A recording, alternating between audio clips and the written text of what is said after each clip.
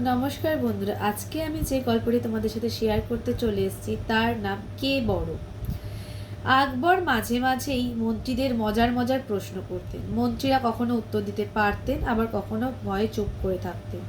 একদিন বাদশাহ হঠাৎ এক আজগুবি প্রশ্ন করলেন, আমি বড় না ঈশ্বর বড়, কে বলতে পারে? কথাটা সকলের কানে লাগলো। সবাই বাদশার প্রতি একটু অপ্রসন্ন হয়ে উঠল। অবশ্য কারোর সাহস হলো না বাদশার এই অন্যায় প্রশ্নের প্রতিবাদ করার। বীরবল ফস করে বলে উঠল, সম্রাট, ঈশ্বরের চেয়ে আপনি অনেক অনেক বড়, তার চেয়ে অনেক শক্তিমান। আপনি আপনি যা পারেন ঈশ্বরের তা সাধ্যও নেই। বীরবলের মন্তব্য শুনে সবাই অবাক। সম্রাট পর্যন্ত দুঃখিত হয়ে বললেন, তোমার কি মাথা খারাপ হয়েছে বীরবল? তুমি কি বলতে চাও? আমি যা পারি ঈশ্বর তা পারেন না? সামান্য স্বার্থের কারণে তুমি এরকম নিচু ধারণাকে কিভাবে সমর্থন করো? বীরবলের উপর এমনিতেই মন্ত্রীদের কেউ কেউ রাগ ছিল, তাই এই সুযোগে বীরবলকে অপমান করার উদ্দেশ্যে তারা বললেন, বাজে কথা, এ অসম্ভব, সংসারে এমন কিছু নেই যা ঈশ্বরের চেয়ে বড়। সম্রাট বললেন, নিশ্চয়, এতে কোনো ভুল নেই।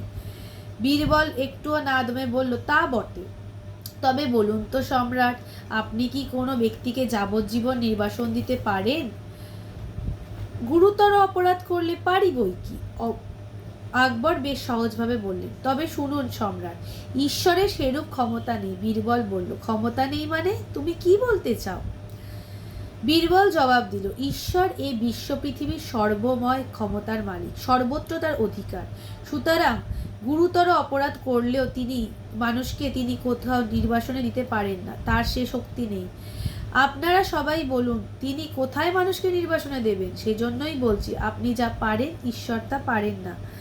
বীরবলের এরকম কথার প্যাচে বাদশাহ কি বলবে বুঝতে পারলেন না। তো গল্পটি এখানেই শেষ হলো। ভালো হলে লাইক দিন।